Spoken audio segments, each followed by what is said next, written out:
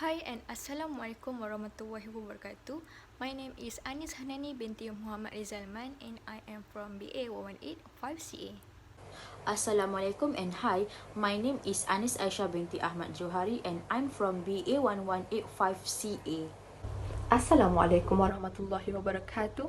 My name is Nurul binti Muhammad Yusri and I am from BA1185CA.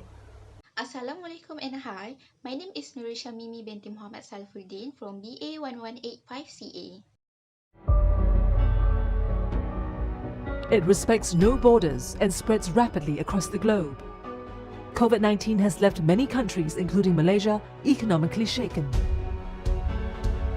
Unemployment has hit its highest levels in a decade, and the economy is expected to contract between -3.5 and 5.5% this year. Definition and statistic. The concept urban poverty refers to a set of economic and social difficulties that exist in metropolitan areas and are the result of a combination of processes such as the formation of comfortable living standard, the rise of individualism, processes of social fragmentation, and the dualization of the labour market, something that translates into social dualization. The numerous facets of urban poverty relate to the poor's vulnerability as a result of their lack of access to land and housing, physical infrastructure and services, economic and livelihood sources, and so on, and go beyond a lack of money or consumption. As we can see on the infographic, the poverty rate of the urban population of Malaysia was at 3.8%, while rural poverty was at 12.4%. The 2005 Poverty Line Income (PLI) method is often used to assess this poverty incidence. The PLI is divided into two parts: food PLI and a non-food PLI. PLI's value is updated by taking price change into account. Hence, the PLI value changed based on the year of the survey. In 2019, Malaysia revised its National Poverty Line Income (PLI), increasing it from 980 ringgit to 2,208 ringgit. According to reports, urban poverty in Malaysia is not a severe problem. Nonetheless, rising urbanization and industrializations are predicted to attract rural immigrants into cities, bringing with them poor salaries and putting strain on urban services, infrastructure, and the environment. Review of previous and current trends in urbanization and urban poverty, particularly in the Malaysian metropolis of Kuala Lumpur, and data on the nature and causes of urban poverty based on a recent survey of urban poverty in Kuala Lumpur, also evaluate historical policies on urban growth and urban poverty alleviation programs, and give policy recommendations. Based on Table 1, Malaysia revised its National Poverty Line Income (PLI), increasing it from 980 ringgit in 2019 to 2,208 in 2019. The top three lowest PLI goes to Perlis with 1,967 ringgit, followed by Penang with 1,989 ringgit and Selangor with 2,022 ringgit. Based on the infographic, the incidence of poverty by the state showed Sabah had the highest poverty incidence with 19.5% and followed by Kelantan 12.4%. Despite recording the highest incidence of poverty, Sabah registered a decline in poverty by 4.4% as compared to 2019. This table shows that the incidence of absolute poverty in urban areas has been decreased from 4.8% in 2015 to 3.8% in 2019. Sabah had the highest absolute poverty incidence in urban areas with 12.5%, followed by Kelantan 9.1% and Kedah 8.0%. Despite recording the highest incidence of absolute poverty in the urban areas, Sabah registered a decline in poverty by 3.1% as compared to 2019. Factors of urban poverty. Lack of affordability. Inadequate affordability can manifest itself in a variety of ways, from affordable housing to affordable groceries, as well as food and travel costs. All of these activities are more expensive in city than in rural areas. Their earnings from low-wage jobs are insufficient to cover the daily cost of living in affordable housing in major cities. Land price in urban areas continue to rise daily, making rental housing unaffordable to the poor. This is a significant cause for informal settlement in urban areas due to increased supply and demand. Additionally, it results in undocumented settlement where no record of people living in the city exists. In many countries, the job market has become increasingly technologically literate and more suited to the middle class, whereas people living in squatter areas and on the street lack the basic skill necessary to obtain such high-level job.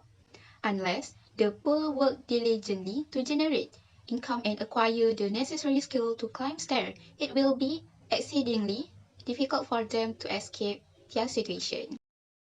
High cost of living. The poverty factor in urban areas is the first challenge in managing a high standard of living. The problem of poverty is dominant issue in Malaysian society today. This is due to the increase in the cost of living in urban areas. For example, soaring price of goods, service tax, good tax, and rising oil price has influenced the risk in the high cost of living in urban areas. This has all led to a decline in the management of the cost of living of communities in urban areas. Lack of opportunities and skill training. One of the main causes of urban poverty is the lack of adequate employment opportunities for the poor. They cannot afford to pay for skill training, and many do not feel they have the ability to learn the skill needed to process or to find suitable jobs that pay more. Many people find it difficult to maintain high-paying job and lack the skill to run technically best job in the megalopolis.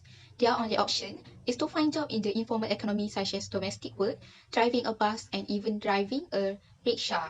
This is because such jobs are unprofitable and do not pay as much as the living condition in this city require. As many low-skilled people seek such employment, it creates a lack of opportunities and an inadequate supply of opportunities. High birth rate.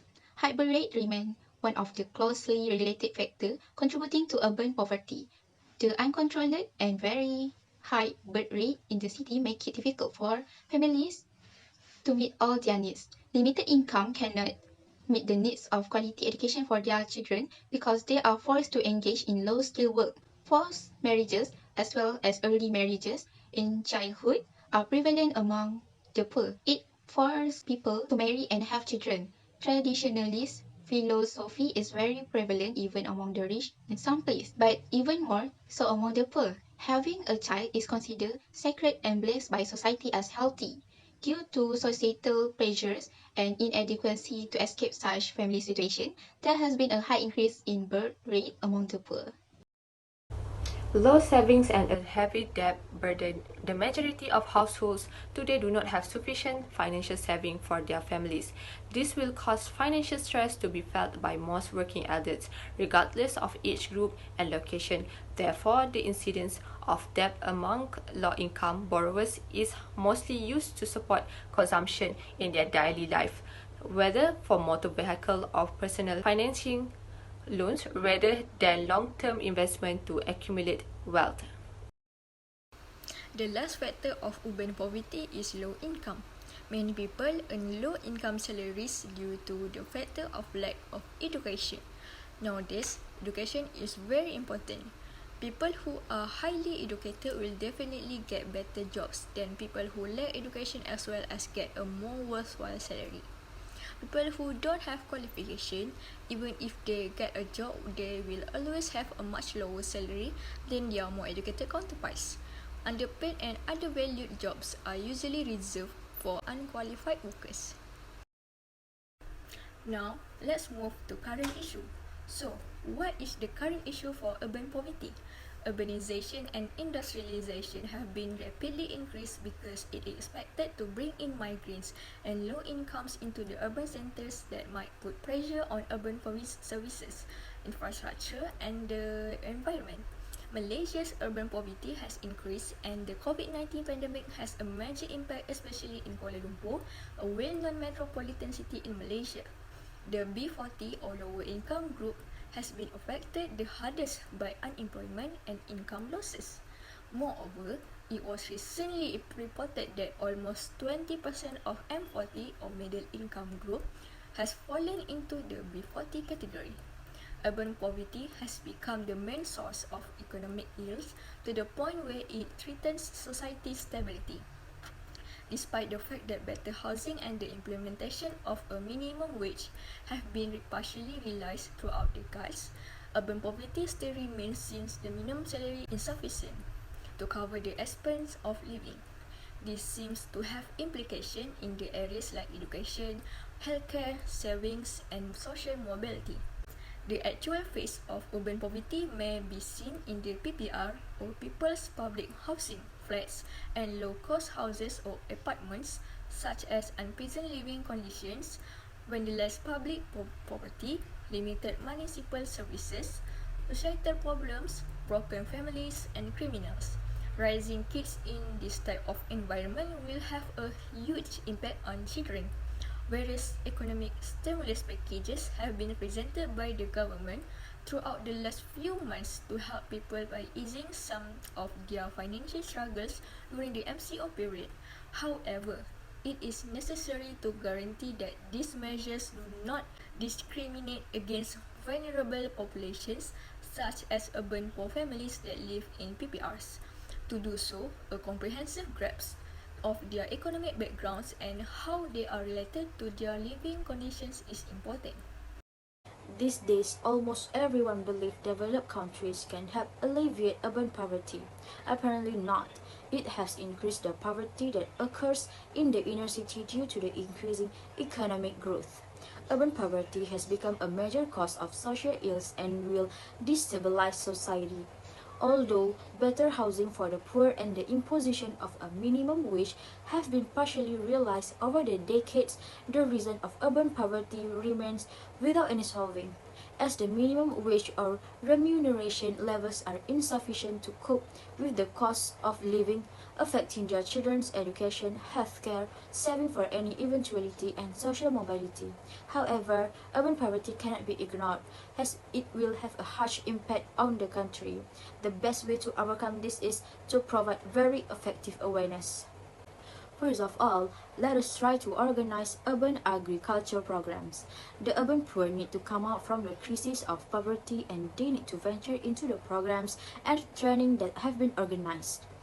Encouragement needs to be given to the group of urban poor so as to engage in urban agriculture because such a program can improve the economy of the urban population. In addition, it can save on kitchen expenses as well as generate ancillary income through sales of vegetables and herbs. For example, organizations that are promoting urban agriculture in cities around the world are White Lot Community Farm. This program provides affordable and sustainable fresh food to members and community, supports neighborhood job creation and helps promote gardening, composting, and positive community activity. In support of their mission, they also host farm-based learning programs such as gardening and cooking classes for children and adults.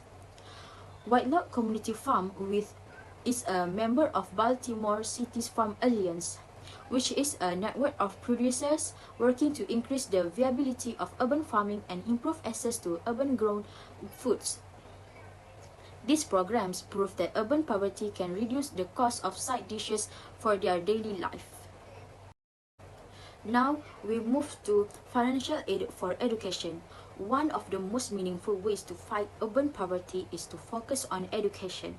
Our own point of view is that providing early childhood education scholarships to the children of urban poverty to connect education to private schools can help them get a better education. This is because many private schools are committed to providing financial aid options to make private school education an affordable, accessible alternative to public school. They can further their education to earn an income that can help them to get out of the cocoon of urban poverty. Nevertheless, one should accept that early childhood education scholarships should be given to children of urban poverty because most students from poor families can afford loans from financial institutions or banks as the interest rates charged are too high. Last but not least, achieving higher education can determine the income we get in the future.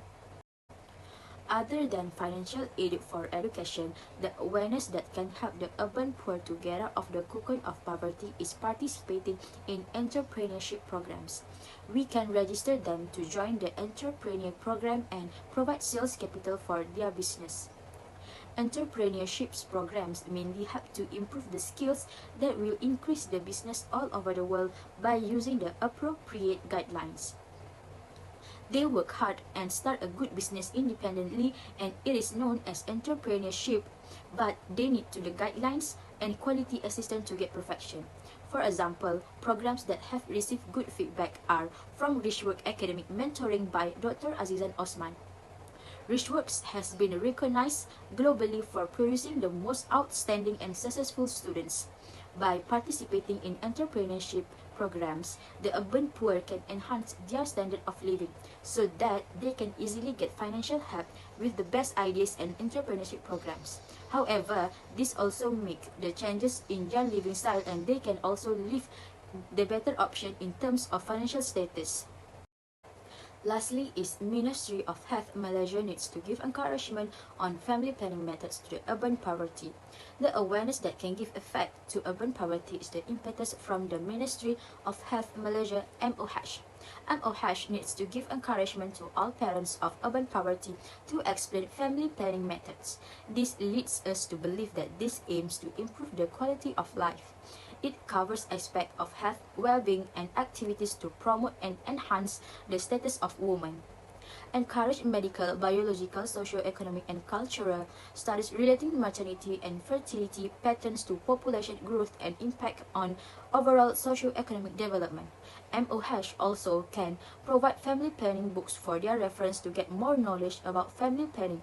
We agree that Ministry of Health Malaysia has an important role to help reduce the high birth rate.